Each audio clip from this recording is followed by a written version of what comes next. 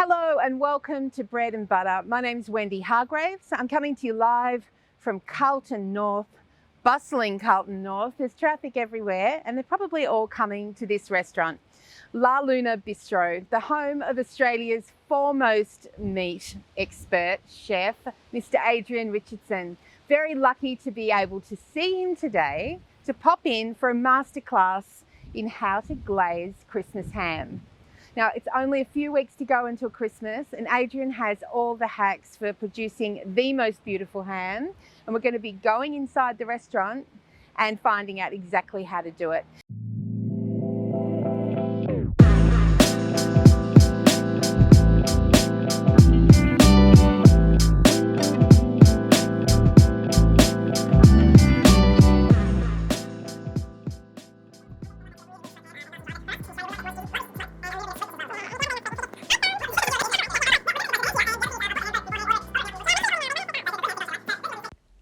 Right, so we're all set to go, but we thought we might fast forward through this bit because we really were rambling on. The main thing to remember is the key to a great Christmas ham is finding really good Australian ham. And you do that by looking out for the pink pork mark. That's proof that the ham was made right here in Australia.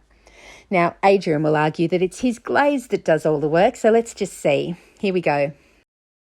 So the first thing I do is take it out and pop it on the bench, and that allows it to bring it up to room temperature. If it's an even temperature all the way through, it's going to cook and heat up a lot quicker. So that's one of the most important things. Okay. Put it out on the bench. That's the same for all meat, right? Exactly. Yeah. If you can get a roast, that's a big piece of meat. So we want to put it in the oven. We don't want it to burn on the outside. How long's this been sitting out? That's been sitting out about half an hour. You know, Okay. I've been shooing the flies away and the blowies and stuff. No, there isn't any in here. But and that will allow it to cool down. You can sort of feel it. I mean, you know, I'm not saying leave it out for overnight, but a good hour, half an hour, it allows you to get everything ready, take the packaging off it, and you just smell it. It just fills the kitchen up with that beautiful aroma. It is. It does smell good. All And right. how big, what are we talking about, 10 kilos here? Oh, let me just weigh that. That's 7.473894. He's right. There's a little barcode on his back. It's, So that's really good. And the other thing, when you do take it out of the packaging, let it breathe. Sometimes you'll find things like plastic on it to make it look nice and pretty. Sometimes you'll find plastic underneath it because there's a couple of bones here.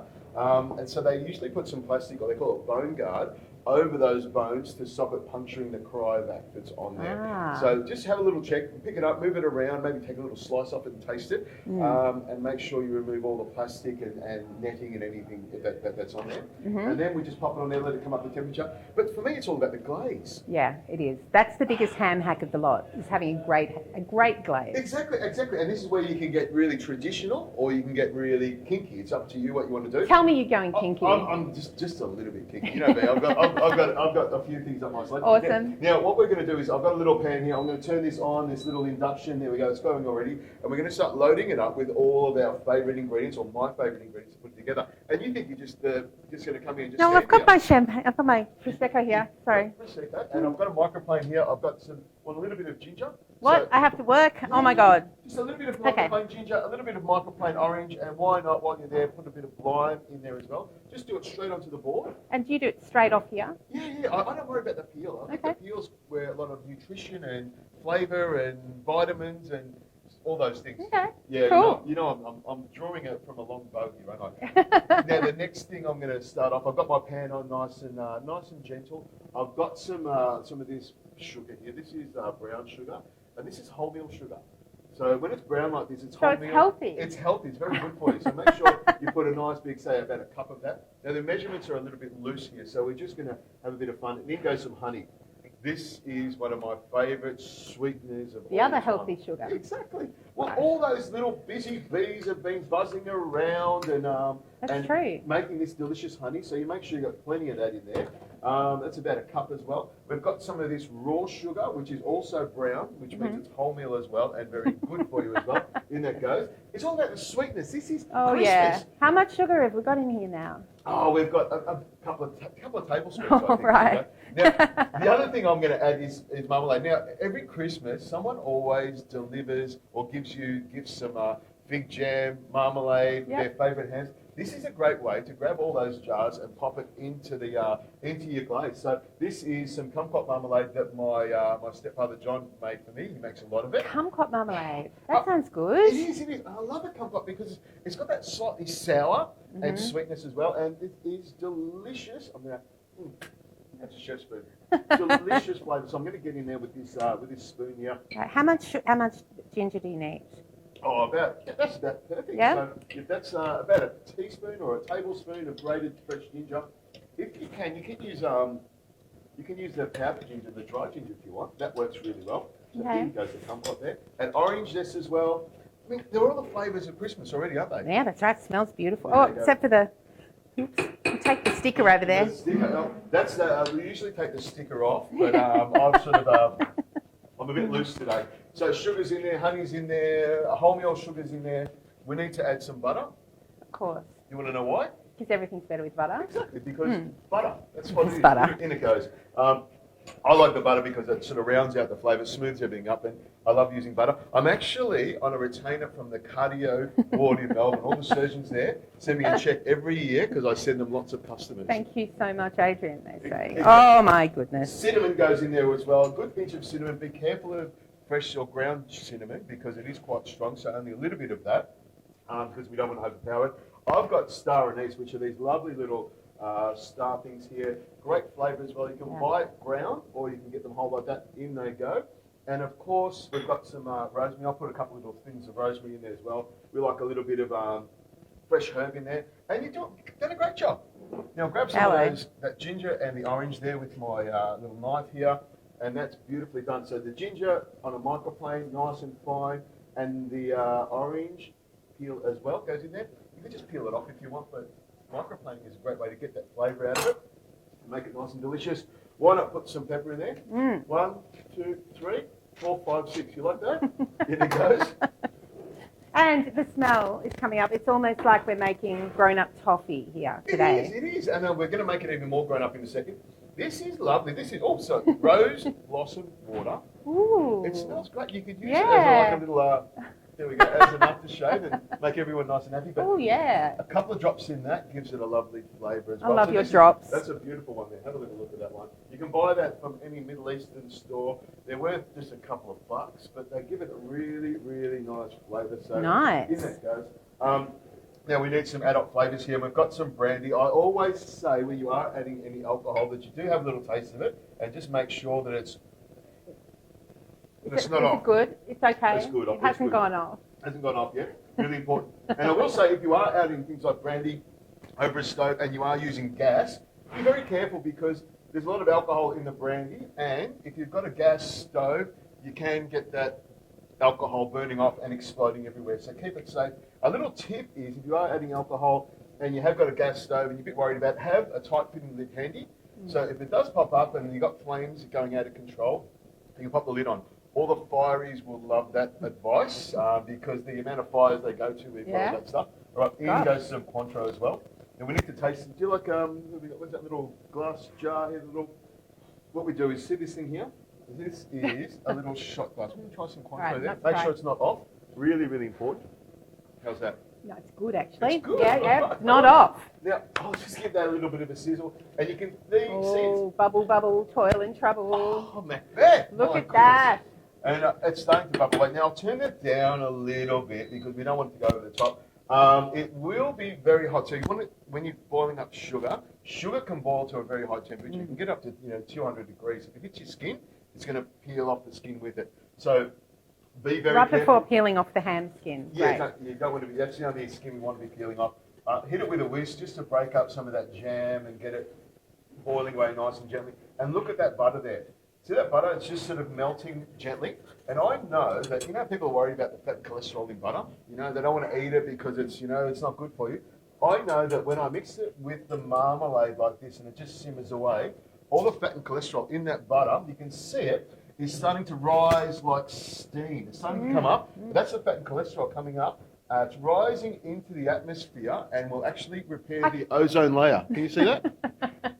This is great. We're I've done- fixing climate change at the same Exactly, time. exactly. It's a green dish, and I've done some work with Melbourne University, and we've made sure that this is the chemical reaction that But happens. it's not carbon capture and storage, it's butter capture and storage, right? There we go, capture it. Now, while we're here, I've got this orange here, and we'll just cut this in half. One of the things, because we use a lot of orange zest, so I always find these oranges in the fridge with the zest taken off them, and they haven't been squeezed, so a little bit of orange juice in there. Look how lovely and juicy it is. It's good, isn't it? Now, this is the things that I like to put in here. If you want to get really crazy, you can do things like plum sauce, balsamic, imagine some sweet chili sauce, you know, those sorts of things are delicious as well. What do you think? Yeah. All So right. this is going to give, I suppose, more of a European flavour, this one. Traditional. A little bit more, yeah, slightly boozy and traditional. Exactly, exactly. You can imagine me on a Christmas morning, you know, just taking shots of Nice stuff. test. And Yeah, exactly. nice test. Test everything, test and taste everything. Yes. All right, now we're off to the ham. That's simmering away nicely. We'll let that simmer away for about 15 minutes until it reduces, or about 4 minutes in TV time. Okay, Or in great. interweb time. Now, this is the ham here. A lot of people just score this, but you need to take the skin off it. Yes. This is the outer layer here. And this is the tricky bit for a lot of people. Like to get the skin off without taking half the leg off. Well, let's see if I can do it without making it a mess of it, but This also is make it. it Watch good. carefully. This is the bit So, that where I nice. come undone. Okay, watching carefully. This is a nice sharp paring knife, and I just cut into the skin like this, and I'm doing these sort of big wedges like this. So I make it look like, remember Barney and Rubble? You know, Yeah, the Flintstones. Flintstones? Yeah, so if you've got that Flintstone sort of look, I'll turn it around so the camera can see that. It's like the Brontosaurus burgers. Exactly. I'm Yes. like this would be like a lamb chop, you know, lamb chop or a Bronto burger. So that's it. So I've done these little lines there. That's to make the bone or the knuckle part here, make it, you know, for a presentation, make it look nice. So you weren't really digging that hard either. You just need to just go through the surface Exactly. to get it. I'll show you. Okay. It's about a centimetre. Now back over to here. Bring the camera over. See, we've got bubbling away here. Keep an eye on this. Be really careful. I've turned it right down, so it's just simmering away. Don't put this on and go have a couple of cigarettes and a couple of beers out the back. Keep an eye on it. It's Yeah. really important. Now, And this is something you can do before the day too, right? Yes. You can experiment on the glaze a couple of days beforehand, get it exactly right, and maybe you can make the glaze and send that as little presents for people. Oh, good idea. Exactly, but don't give them my recipe. You say you have to make it right. Now this bit here is really easy. So if you just come to this part here, you can see. Well, I'm just going to do this with my finger. I just grab it and pinch it, and I peel it back. So if you do this really carefully, you'll be able to peel it all the way back like this and get most of it. See, you know, I haven't used a knife, and I've kept this lovely fat on the outside here. When you get to the end here, you just sort of take it easy and peel it off like that. So a lot of people would get a knife in there. You don't need to. You know, tear that off, and you've got the fat on the outside. Now we don't waste this. That is fantastic if you want to use it for, you know, cooking beans or you know, A bit of ham flavour through. ham flavour. If you've got a soup, you can cut it up and freeze it. If you're making a minestrone soup, put a couple of those pieces in there, and it gives it a great flavour, because nothing is better than the flavour of ham, because it almost tastes like bacon. You like Well, the other thing is also, it's a bit like the rind of a good parmesan, or the cheese rinds that you throw in the bolognese, right? Exactly. It just gives you that flavour. Exactly. And what happens to it? Does it stay intact? That will stay intact. It sort of goes a bit soft and disintegrates through it. You can chop it up nice and fine, and the longer you cook it, the more it becomes sort of really gelatinous, and it just falls through it. And as you eat your minestrone soup that's vegetarian, you get these lovely little pieces of ham skin that's been cooked all the way through it. There we go. Yeah, Like they're- that? Now, We should have put a vegan vegetarian warning on our video, but yeah, sorry, what's that word again? We don't use The the V word V. around here. We don't use the word here. Now we're Yeah. looking at this. It looks great. We've got this is the fat side of it. This is where the flavour is. This is all the best things are on this side here, and you can see it's nice and clean. I didn't use a knife. I didn't butcher it. No. I just peeled it off with my fingers. You know. Yeah, it's just, I'm like, and it makes a jagged mess. It's so much better. No, use your fingers, push your fingers underneath it and peel it off nice and gently. It helps if it's been sitting on the bench here for, Right. 10 to 15 minutes at least, because that sort of softens it up a little bit and makes it easy to peel off. Yeah. Now Well, that's an awesome ham hack. Yeah. Cost of admission. You've just Exactly. Here we go. I've paid my way Yeah. already. Now this ham here. Now usually when people score the outside of it, they use a sharp knife like this, and they'll run from one side to the other with the knife on that side, and they'll do this on the other side, and they do that crisscross all the way a around little it. bit artistic. Exactly, and that is so traditional. That's what Nana used to do, and that's what my family's been And doing stick for. the cloves in and all that. Yeah. We're not going to do that. We're going out on the edge here. We're going to go a little bit kinky. We're going to go funky. We're going to do some different stuff. Ooh, and I've been doing this. This is my scalloped salmon knife. So this knife in particular is only used for salmon and cooked meats. So that's what this knife is for. Nice bit of flex with it. You would never do anything else with any raw meat. This is what this knife is for. And I've had this for 32 years. Wow. I got it when I was 4 years old, and and I've kept it with me ever since. You like that? Oh, no, it looks like a bread knife. I didn't know there was such a thing as a salmon knife. Oh, this isn't a scallop one. This is for cutting cooked meats. A bread knife has got a jagged edge to it, and that's for cutting through bread. You would never use this on a bread knife, but these are all little tips. So if you find one of these in the drawer, it's only for cooked meats. It's a perfect carving knife. Now, I'm going to use this on the ham now to show you my technique of scoring the ham. Now, a lot of people do those crisscrosses. I don't do that anymore.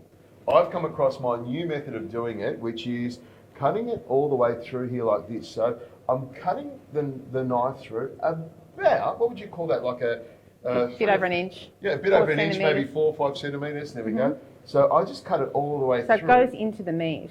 Exactly. And you want to hold it nice and gently. And just be careful. At this stage here, you've been handling the fat and the skin, so your hand can get a lot of the fat on it. So the knife becomes slippery, your hand becomes slippery. You might want to grab something like a cloth, wipe your hands, keep it nice and clean, and hold it nice and firm. Or get someone else to hold the ham for you while you slash across it. Yes. Not something I would do. I'll do the slashing, you can do the holding. So I just go all the way through here like this, and about a centimetre, would you say? Yeah, centimetre apart, I would say. Exactly. Yeah. And you try and cut all the way through. So you're actually, this method, you're actually getting more scoring into the meat, aren't you? Yes. Without it breaking away in little cubes. Exactly. And the other beauty of this is as it's cooking in the oven, all of that lovely glaze, that sweetness that we love so much, is going all the way through and into the meat, because it's the glaze that brings out the sweetness of the ham. It sort of reacts with the salt and the brine and makes it really, really delicious. You get really excited at this time of year, don't you? You're one of those people. I am. I mean, having restaurants, this is the busiest time of the year. We've got stuff going on everywhere, people everywhere, and I'm thinking about what we're going to cook for Christmas for my family. Ham is always a great feature, but there's always a couple other things. My background's Italian. So for us, we always have ravioli or gnocchi, because that's what my nonna would make. She's passed away, God bless her. And lives on in your gnocchi. Oh, she's watching over me right now. She's watching. I think don't do it like that. Yeah, why you doing it like that? Why you doing it? So that's my nonna. She's lovely. Oh, bless. I try. This is the thing for me. I try and bring a little bit of my nonna into the restaurant. So when you come in here to eat, it's that warm, fuzzy feeling of my nonna. Just with her arms wrapped around you. That's what I think. I better stop that. Hug. It'll bring a tear to my eye if I keep on going. Now, I got that ready to go. Beautiful. How easy is that? That was super easy. And you don't need to muck around with scoring it, and the end result I think is the best. So the next thing I try and do is, ovens are all different sizes, so I try and match the oven tray with my oven at home. If you've got a small oven, you might want to, get a tray. This will fit into a small oven if you sit it on its side, but I use an oven tray that fits into the rack, because you can fit more onto that tray. Yep. And what I do here is I've got a wire rack underneath it. So have a little look at that, wire rack underneath it. I put some foil over it. And my little pro tip is some baking paper, because baking paper stops anything from sticking. So that's my little pro tip on Less washing up. That's what we love, right? Washing, what's that word again? Yeah, you've got people to do that, don't you? Well, that's what I worked out really early. If you can cook really well, you can cook, and then other people will clean up after you. I figured that out too. That was my rule the moment I had family. Exactly. I cook, you clean. Exactly. Yeah. It works beautifully, doesn't it? Yeah. Now, we're ready to go here. Normally, Ooh. look at that. Bubbling away. Now, Oh, the smell. The smell's just divine. That buttery sweet. Oh, That's really good. Do you want to have a little taste? There's a little spoon there. I want you to have a little taste. It's going to be red hot, so take it, just give it a little bit of a blow, and we'll just make it. This is the thing. It's important to taste things as you go in the kitchen. So a little bit of a little look at that. We've got little bits of kumquat on there, and it's going to be red hot. So let it cool down a little bit. it smells like Christmas pudding. Oh. Have you burnt off all your taste buds? Oh my God, that's fantastic. I think that I've excelled myself with this one. You need to actually bottle this as a cocktail. I think so. Well, that's a great idea. Right? I'll save some of it. We'll mix it with some vodka, shake it up over the size. And pour it. What we call it? The Christmas ham cocktail. Adrian and Wendy's Christmas ham cocktail. Glazed eyes. Yes, there we go. We'll be well and truly glazed after that. Now, we've got this ready to go. We've got the question, which is a great question you just asked. What temperature is the oven? That's a great question. I was just about to ask that myself. Yeah. I like to preheat the oven at 160 degrees Celsius. And then it cooks nice and glazes nice and slowly. So preheat the oven 160 degrees. You can go a little bit lower if you want, but that's a great temperature. And then it's a matter of just pouring some of this over the top there. Look at that. Oh, You're liking that now, aren't you? beautiful. I'll just do this nice. This is where we grab a glass of champagne, put the Barry Manilow on, and dim the lights a little bit, and just sort of just smooth that on nice and gently like that. Yep. Bom, bom, bom, bom. And then around, make sure you cover it all up. Now, it spreads out nice and thin because the glaze is really hot and it spreads out. So you want it to go on when it's hot? Yeah, I mean, cool it down, but it just spreads nice and evenly. It's a lot easier to work if you've got it at the start. Now, I put about, a quarter of it on now, and then I put it into the oven. The other thing I like to do is a little bit of fresh herbs. I've got some rosemary here that I stole from someone's garden. And I put you've got a beautiful herb garden at the front. At La Luna Bistro in down Street, Carlton North. Yes, you do. They've got bay leaves there, we've got everything. In fact, we're getting kicked out any second now because they've got a full house of diners coming in here for lunch today. We have. So we're very lucky to have this space. But I will tell you, Wendy, I have a little bit of pull around here, so we won't be chucking me out very quickly. So what we do is put that on there, we pop it into the oven and give that a little bit more glaze. Now, every 15 minutes or so, I slide the tray out and I put some more glaze on it, and then I put it back in. A little tip is I like to take it out of the oven because it's just a lot easier to glaze it rather than trying to do it in the oven, and it's really, really burny and stuff. But what I'll do is I'll take this over here. If you stay right there and entertain the guests here, I'll put this into my oven over here. Because he's got one that he prepared earlier. In the magic Oh of my interwebs. Hey! Look at the oven. There we go. Look at that. It's beautiful. I have one of these fantastic ovens, and this is what it should look like at the end. Once you've glazed it a few times, I'll let some of the star anise on there. Another little tip that I probably didn't mention before is, in the tray in the bottom, because you've got all that sweetness or that sugar, I always put some water in the bottom, about a half a litre. You want to cover the bottom with water because that will stop all the sugars from caramelising at the bottom and becoming really sticky and burning. So that water at the bottom protects it. So there's another little pro tip. And how long has it been in the oven total? This has been in the oven for an hour. Is that all? An hour. You can let it go for a little bit longer if you want to cook it lower, but about an hour is what you need. And a tip is to get this in the oven well before anyone arrives, and you can turn the oven down to maybe 50, 60 degrees, hold it nice and warm, and before everyone gets there, it's already cooked, it's already done, it's already glazed, the house smells wonderful, and then you pull this baby out and carve into it. Shall we have a taste? Oh, I think so. All right. Oh, out comes the carving fork. And we're just going to, look at that. I'm just going to take that piece off there like that. You always start at that end when you carve? I do. And I'm just going to bring this over here. Any pro tips for carving? Well, I hold the knife on this, the fork on this side, and then a good carving knife, and back and forward like that. And then You look like you're playing the violin. Yes, exactly.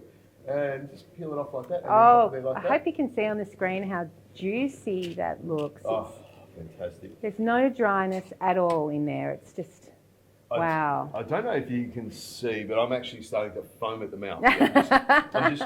But my taste buds are going nuts. So it's just a matter of just slicing it nice and gently, like that, taking that nice piece of ham off, making sure you've got plenty of that glaze on the bottom. Now, in the powder of the tray here, you've always got some of that glaze to sort of take off there and pop on top of it. And that looks quite gelatinous as well in the bottom. It is nice and gelatinous here.